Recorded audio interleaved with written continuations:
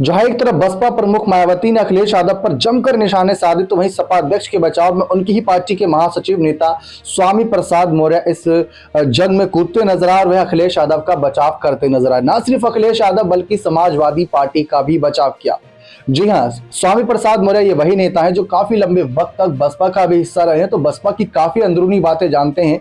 मायावती की कहीं ना कहीं हर रणनीति से वाकिफ होंगे कि मायावती कब क्या कदम चल सकती है, आखिर किस फैसले की वजह से उनका ये एजेंडा माना जा रहा है। तो कहीं ना कहीं उन्हीं का खुलासा करते हुए स्वामी प्रसाद मौर्य ने कहा कि आज मायावती को समाजवादी नेता काफी चुभ रहे हैं, उनको लग रहा है कि वे दलित विरोधी है। लेकिन तब कहां था मायावती का यह फैसला जब साल 1993 में उन्होंने गठबंधन किया था। तब कहा था उनका यह फैसला जब साल 2019 में उन्होंने गठबंधन किया था। मायावती को अगर गेस्ट हाउस कांड इतने अच्छे से याद है, तो साल 2019 में उन्होंने गठबंधन क्यों ही किया? अगर इतनी ज्यादा गुस्सा थी, इतना ज्यादा खतरा था उनको सपाई नेताओं से, तो गठबंधन ना ही करती।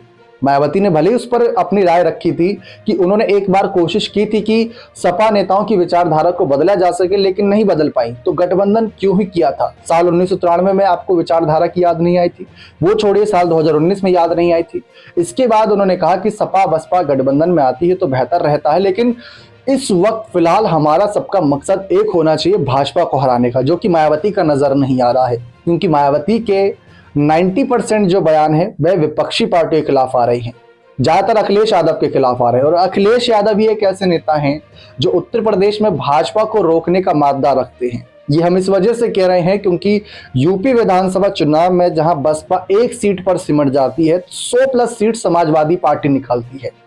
आप आंकड़ों के लिहाज से देख सकते हैं कि कौन आगे है और कौन पीछे। लेकिन स्वामी प्रसाद मौर्य ने साफ तौर पर कहा कि जो अखिलेश यादव ने बातें कही कि वह मायावती को प्रधानमंत्री पद के दावेदार के तौर पर देखते हैं, विपक्ष की जीत होनी चाहिए, तो स्वामी प्रसाद मौर्य ने उस पर अपनी राय रखते हुए कही कि यह सब हो सकता है, लेकिन सबसे पहला हमारा मकसद बीजेपी को हराना होना चाहिए और उसके लिए जितनी ज्यादा हो सके विपक्षी पार्टियों को एकजुट होना चाहिए। जितनी विपक्षी पार्टियां एकजुट होंगी उतना ही हमें फायदा मिलेगा, और जितना ही हम बिखरेंगे उतना ही फायदा बीजेपी उठाएगी।